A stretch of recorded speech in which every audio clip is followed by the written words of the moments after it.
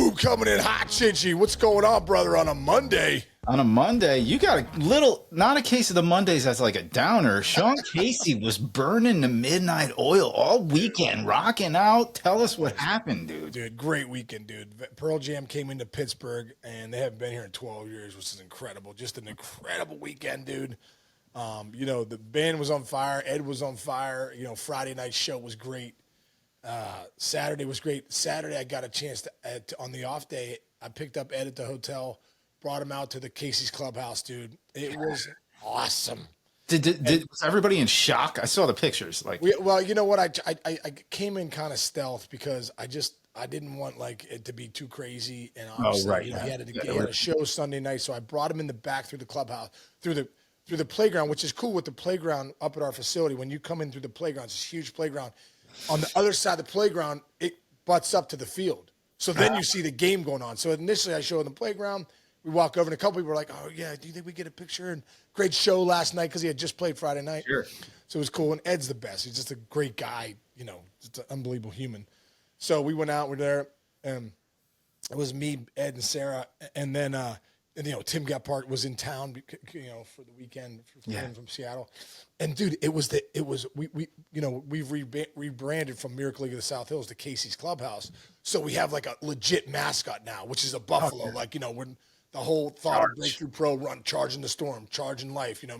Our kids are resilient. We have 500 special needs kids. We're resilient. They're going to keep charging this wonderful life we have. So I was telling Ed about the buffalo's name's Case the buffalo. Nice, dude. First time we unveil it was that day. So I'm with Ed Vedder standing there, and here comes Case the buffalo, and I'm like, dude, I've never seen that either. Like, me and Ed were like, what? So we had a great time, with that, and then we watched the games and it was great. But here's a quick story. One of our players, Andy Wagner, who's been with us since day one. So I want to say he was 12 when we started, something like that. Now he's 24, 25. I could have that wrong, but saying he has been around it, and Andy's the best, man. He's got Down syndrome, but he's so loving, and he's such a great kid. And he's fearless. You want to talk about Buffalo? Andy Wagner's fearless. When he threw out the first pitch in Cincinnati a couple years ago, he was throwing it out to me. He went right to the bump, right to the freaking mound, threw it.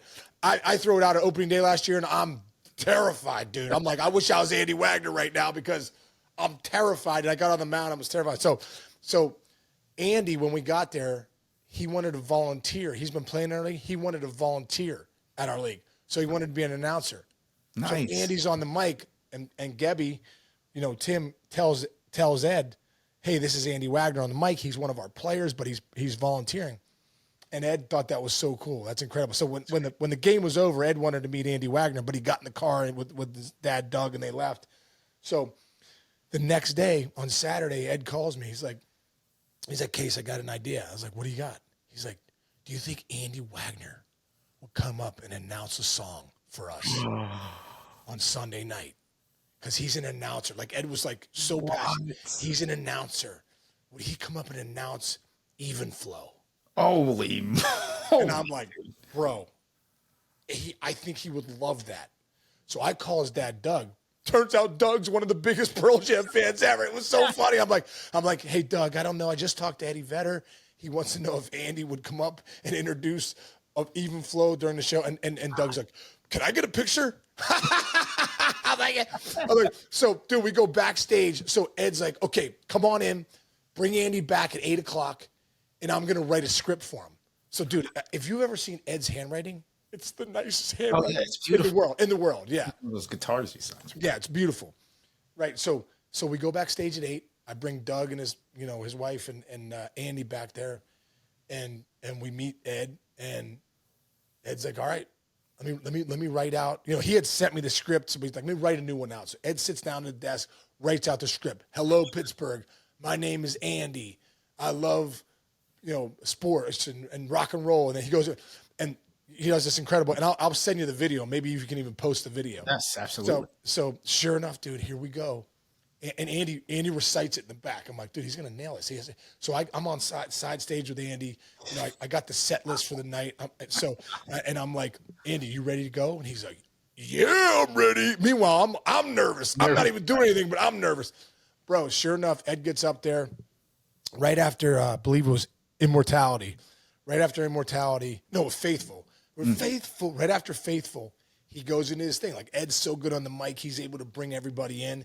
And he talks about the day, Saturday, spending his off day, coming to the Casey's Clubhouse and seeing Andy announce. And he's like, I want to bring up my new friend who's part of Casey's Clubhouse. I want Sean Casey to bring up my new friend Andy. So I went up. You go out with him. Oh, dude, I went up. So I went up on stage, dude, and I was like, me, I'm like, let's go. And the place just starts going nuts, dude. And like, dude, I've hit in front of 50,000 people before. I've hit in front of 100,000 people before. I've been in the World Series. Something about a rock and roll crowd is so different, dude, because the energy, the vibe, Pearl Jam, the way they do it, the way they rock out. They're such good guys, community. So I'm on that stage, dude, and I'm looking out at 16,000 people, and I'm like, wow. I look at Andy, and I'm like, you ready to go? He's like, yeah. So we walk up, and there's Ed. Ed's standing here. I'm standing here, and Andy's in between us. The whole crowd, before Andy can get even say a word, Chinch, they start chanting 16,000. Andy, Andy, Andy. And it was like, and it was great was because Ed looks at me, I look at Ed. We were talking about this afterwards. Ed looks at me, I look at Ed, and I'm like, kind of like that, hey, well done, dude. Like, this was the right call. This was the right call. Like, what you thought it was going to be, it is. It's more. Yeah, it's more. And I look at the band members, like those guys are all great. Jeff Amen, Mike McCready, Matt Cameron, Stone Gotcha. Look at all that. And they're all like, kind of like, this is awesome. Oh. They're all like, this is awesome, right? So Andy goes through his thing. He reads exactly what Ed says. And at the end, he says, and I want to play my favorite song for the last show. It's the last show of the tour, dude. These guys are done. Oh. And then he comes out and he goes, even flow. And the place just goes, they go nuts. I grab Andy, Ed puts his arm on it. I look at Ed, I go, nice work. Grab Andy, we walk off, and the band just, they just go right into even flow. It was incredible, dude. It was actually incredible moment. Like, I walked off that stage with goosebumps all over my body, dude. It was amazing. And Andy nailed it like he always does. By the way, Andy had a powerlifting competition that morning. It's a strong kid. And so we're about to go up on stage. And I was just thinking lately, I'm like, I gotta start working legs, dude. I'm looking like I'm riding a chicken. I'm like, what are we doing? And I go, Andy, what'd you do in the powerlifting? How'd the competition go this morning? He goes, great. Andy goes, I squatted 302 pounds. Can you imagine putting 302 pounds on your shoulders right now, Chinch? No, first of all, my kneecaps would shoot out of my body, like shoot. Like same thing. I'm like, frisbees. And so I look at him right before Ed calls us up, and I'm like, you did 302 pounds today on squat? My God, dude, I'm trying to do body squats in the kitchen, trying to get going.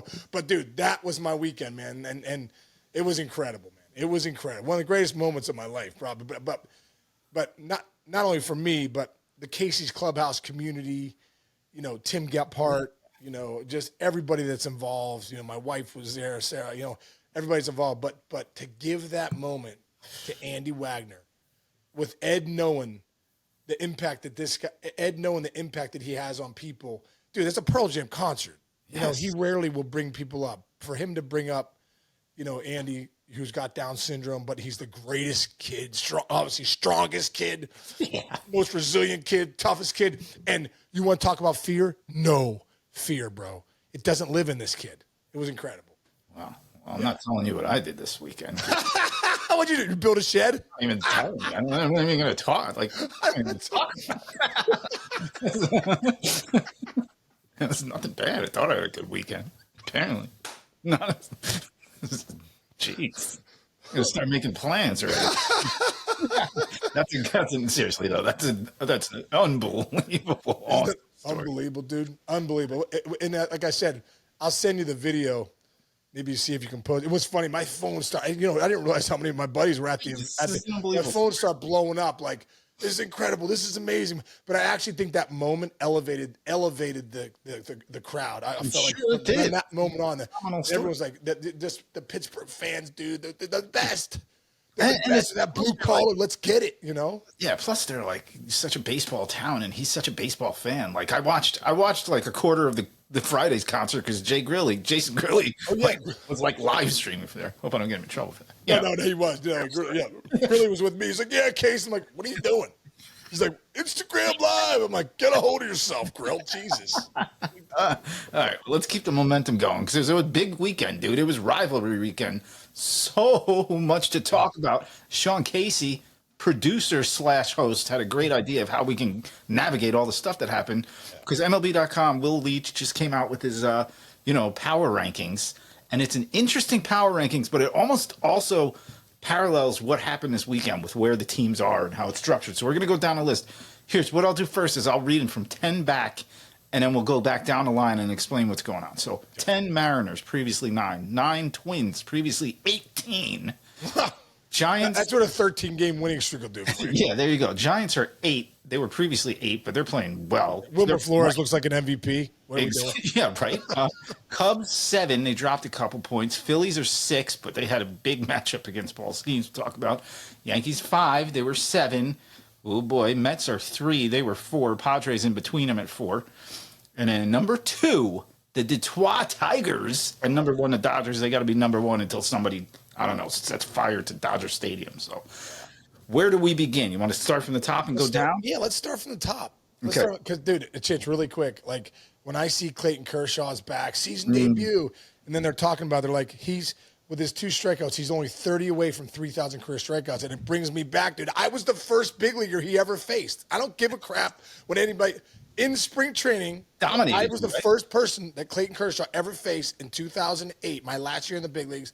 I go to Terry Francona, dude, who's this dude, like 88 on the 89 on the mound? Like, oh, some rookie from the backfield. Oh, okay. I go up there, bro. He hits me with 98 at the black at the knees. It rattled me. I'm like, I looked over at Joe Torre. They're kind of giving, like, they know something I don't know, like, right? Next pitch, he hits me with a freaking hammer that, like, totally buckles me. Like, oh, wham, strike 2. I'm like, wow, that's impressive. So now I'm like, okay, this guy's got to be a top prospect, right? Change. He hits me with another fuel 98 outside black. It was strike 3. I took it. Calls it a ball. I'm like, oh God, respect. I'm like, I'm getting abused right here. Yeah, total respect, dude. Total respect, dude. And I, like you said, I don't strike out a lot. No, he hits me, dude, with a curveball. It's like a Zito curveball with like spin rate. There was no spin rate back then. I was like, wow. It was at my face. I just Tony frozen pizza, like, oh, whoa. I in and out, strike 3.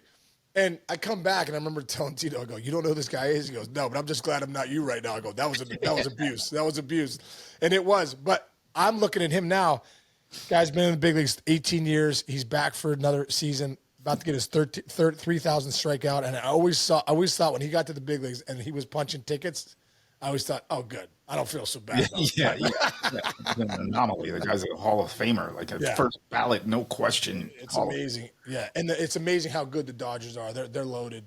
And, they're doing it. Right, but that we expected. What we did not expect this season is from our number 2 team, the Tigers. Why are they number 2? Yeah, is Javy Baez. The resurgence of Javy Baez. I think it was John Heyman. Somebody I was reading the other day was like, just give him the comeback player of the year right now, already.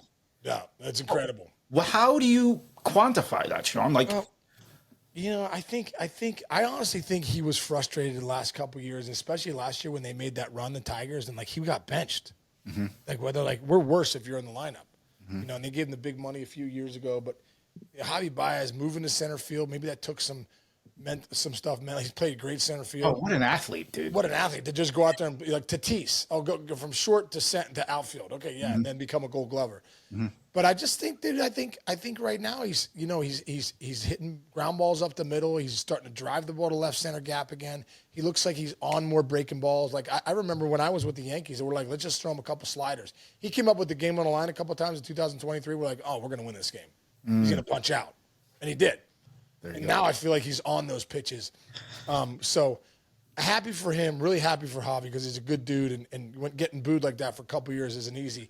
But Spencer Torkelson might be the story. He's got more home runs, I think, now than he did all last year, and he's tied for second in the AL in RBIs. So he's driving in runs. The rotation's been great. The bullpen's been great. AJ Hinch, the way they used that lineup has been pretty impressive. And then the first team to 30 wins. Who'd have thought that we'd be saying the Detroit Tigers are the first team to 30 wins in the 2025 season? I don't think anybody.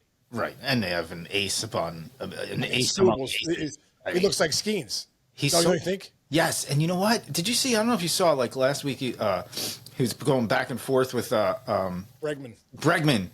Just the fact that he can be loose and intense at the exact same time and still just gas you. And So good. Props to Bregman, by the way. 3 knocks off of him. The guy's legit baseball player. So Anyway, good, dude. so that's where we are there. Okay. Let's talk about the 3-team and a 5-team. It's the Mets and the Yankees. The Yankees took the series.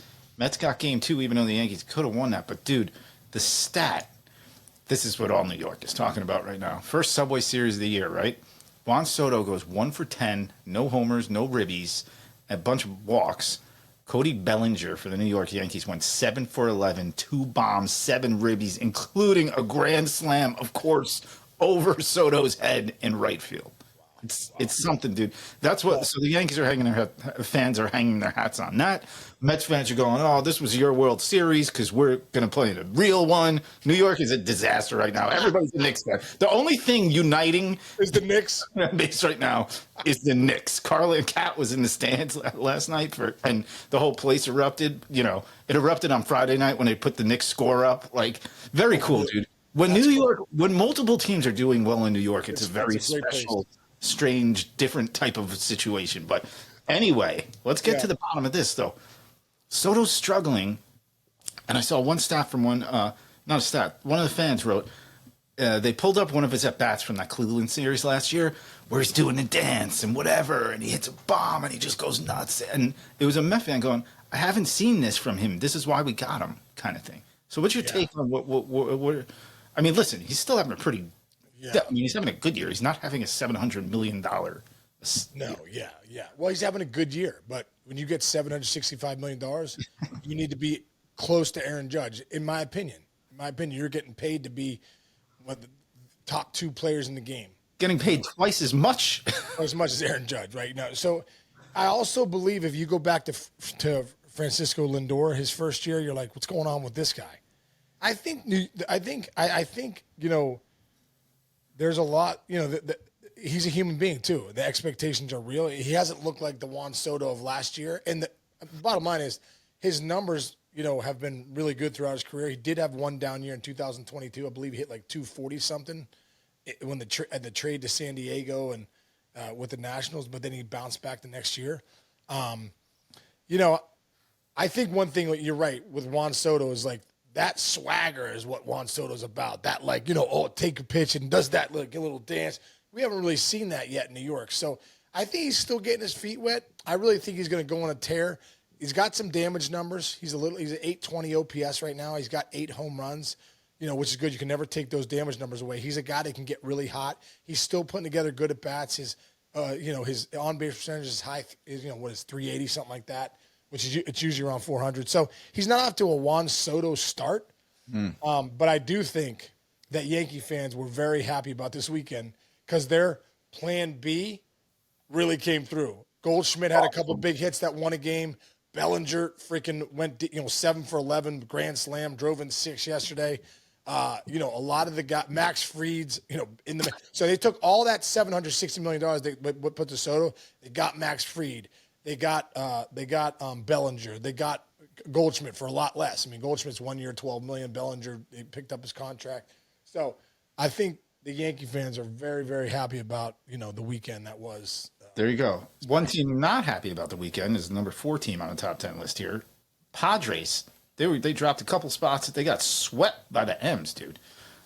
Yeah, and you know what? It's funny, Chinch. If you look at them, they were 14-3 to start the year, but since April 15th, they're under a 500 team for about a month now. Mm-hmm. So I guess the question is, you know, who are the Padres? Are they the team that came out the gate super hot, or are they a team that's pretty good? I think they're a team that's going to be really good. Yeah, I really do. I think you know, I think that lineup has star power. Machado and Tatis and Jackson Merrill and Bogey, all those. You know, they got some guys that can bang. Darvish is coming back, I believe. That rotation's really, really good. Michael King's a real deal. So, yeah, it'd be interesting to see. But the Padres, I believe, are going to get hot again. There you go. Another team, kind of just talk about a bad weekend. Phillies lose arguably their best reliever so far this season in Alvarado, who got banged 80 games plus postseason, tested positive for exogenous testosterone. I'm glad I don't know what that means, but it's something, and you don't get to play baseball with it.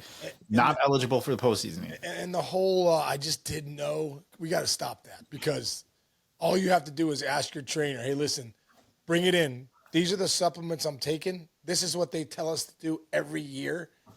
And I just want to know, is there exogenous testosterone in here? I'm just wondering, is there estrogen in this protein powder that I'm taking here? Like, okay, let's stop with that excuse that, like, I didn't know. No, you knew. Like, I really believe guys know. Guys know. And I do know that baseball's testing's at another level. You know what I mean? I really believe that. So they do a good job of that. But listen, if you don't give your trainer stuff that's approved, You have all the resources. you have all the resources, and there's a lot of good supplements out there. You know, you're going to get banged. Here's my analogy. If you get banged in Major League Baseball now, you can't say, I don't know. My analogy to me is like when you see a very, very, very rich celebrity get a DUI or a DWI, you're like, why didn't you just take a car service? Like, why? Or an Uber. Or an Uber. They have these new ones, Weibo. Weibo. You don't even need a human. You don't even need a driver. You don't even need a human. You just call Weibo and they pick you up. Same thing. Like, hey, first of all, you can go to your am I wrong? Go to your trainer and be like, hey, I need to lose some weight. Okay, I'll get a little program together. I'll give you 6 different programs you can figure out, all under the guidelines of Major League Baseball, so you're not going to lose your job. So I agree. Like, I don't know. If you're getting busted. Yeah, fasting. You want to lose some weight? Start fasting. Yeah, exactly. Like, I have these energy shot things, whatever. Yeah. Like, you can't just, Sean Casey, if you were playing, you can't just go to the store and just chug one of those. You just can't do that. Give it to your trainer. You have 900 trainers. There's 900 trainers in each team. There you go. You have to just, they have people that this is all they do. I think the trainer's doing his thing. I think the trainer turns it over to this one dude and goes, oh, hey, this is your job. We pay you a lot of 6 figures. Is this okay? Yeah. That's it. End of story. Yeah. Hey, Alvarado, you're good. Yeah. Meanwhile, hey, I forgot to submit it to the trainer. Yeah. Meanwhile, you got that news, and then you got to go face Paul Skenes, who just dominated. That's first of all, we weren't on the air yet. Says he's going. You said he was going to play for Team USA. He is playing for Team USA, and then he goes out and has arguably one of the best games of his career so far, which is so small. Dude, 3 pitches in a strikeout of Bryce Harper. 99, 99, and 100 on he threw a 100-mile-per-hour fastball chest high right at him and struck him out. Did he really? Dude, basically said, I think Skenes, when he lines up with Harper, is like, hey, man, much respect for you. Let's just get it on. Yeah. I honestly think Paul Skenes he does that with everybody. He did it with Ohtani. With Ohtani. He went head to head. As a rookie, he was like, let's get it on. I love that, dude. Because you know what? You're going to face him. We always talk, John Smoltz always talks about, like, he would have an at-bat in the regular season with Barry Bonds, thinking of the playoffs when he was going to face him. Right. Skenes has that kind of mentality. Like, let's see how. Skenes not thinking about the playoffs. Well, that's true. That's the only difference between Smoltz, Maddox, and Skenes. Skenes not thinking about the playoffs. He's thinking about his off-season vacation. There you go. All right, so rounding out top 10, you got the Cubs, you got the Giants, you got the Twinkies who are in Fuego, and you got the M's. Where do you want to hit before we get out of here? Well, I mean, I just want to talk really quick about the Cubs. That offense has been incredible. You know, we talk about Tucker, you talk about Happ, you talk about all these incredible guys. And, you know, what's funny is this one line where it says, first place in the majors right now in WAR. Aaron Judge, no surprise. Second place, Fernando Tatis, that makes sense. Third place, Pete Crow-Armstrong for the Cubs, who's on pace, Chinch. You ready for this? Yes, I can't wait. To get 43 home runs, 130 RBIs, 122 runs scored, 47 stolen bases, and play an incredible center field. Do you think the Mets might have dropped the ball in this one? Who did he get? He got traded for Javy Baez. Yes. He got traded for Javy for a rental. He got traded for a 2-month rental. Pete Crow-Armstrong was the #1 prospect for the Mets a couple years ago. He got traded. I think he was an A-ball. He got traded. I remember this happening because Pete Crow was their #1 pick a few years earlier. I coached him in this All-American, Under Armour All-American game. And I remember thinking, that's going to come back to bite them one day. Dude. And Javy Baez was a 2.5-month rental. And here you got Pete Crow-Armstrong, who's one of the best players in baseball, young players in baseball. You basically gave him away. Yes. Because Javy Baez didn't really do anything for you. It was like, that's like trading when the Buccos got Chris Archer for Tyler Glass now, Shane Boz, and Austin Meadows. Dude. Whoops. It's going to go down as an all-timer if he's this good, which it seems like he is. Dude, that stat line. That is a Willie Mays season. Right. Insane. Right. That's a Willie Mays. Arguably, some people call him the greatest baseball player of all time, has stat lines like that. And this dude is just grinding it out very chill. Remember, what was it, a couple weeks ago, somebody got a walk-off hit, and he was like 3/4 out of the dugout before the ball even landed. Yeah, Hap. Yeah, he came running out. Yeah. Dude, the power-speed combo, you can't teach that, dude. You either have power and speed or you don't, and turns out he does. I don't think they thought he was going to have, does he have 12 home runs, 13 home runs? You can't imagine. You could never put that down on paper. Yeah. Power, speed. It's like Sean Casey's son over against it. Yeah.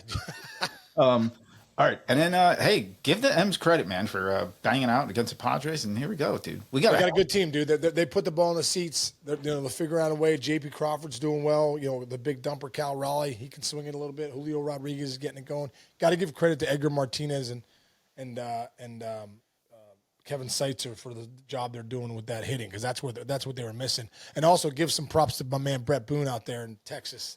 They've been winning since he's been out there. So, and Jack Leiter dominated the other day. Did you see that? Yeah. Yes, very good. All right, well, I'm gonna go try to plan out something to do this weekend. It's gonna be something to talk about. I don't know what you're gonna do. What are you doing? You gonna go cure world peace or something like that? It's all downhill from here, dude. I just had Vedder, 2 nights of Pearl Jam, Vedder at Casey's Clubhouse on Saturday. Like, what am I gonna do, dude? I'm like, I'll be on the porch just listening to freaking Taylor Swift. On my porch. Just bring it all back to Eddie. All right, brother. Good. Awesome. All right, man. Chinchy, I love you, dude. It's great seeing you. Everyone out there, appreciate you listening. And we're going to put that video up if we can. And, check it out. It's a really incredible thing. And listen, if you'd like to come support us too, caseysclubhouse.org. I'll put it in. Yeah, please do. If you're, in the Pittsburgh area, or if you live in the Pittsburgh area, come volunteer with us. It's an incredible place. And if not, man, we love any donations you can give us. Helps our kids, goes directly to them. So yeah, go to the website, everybody. When you see it, you're going to realize I want to contribute to this. Yeah, it's a cool place. It's a cool place. Yeah. All right, brother. Okay, man. Love you, bro. See you tomorrow. See everybody tomorrow. Thanks for listening. See you.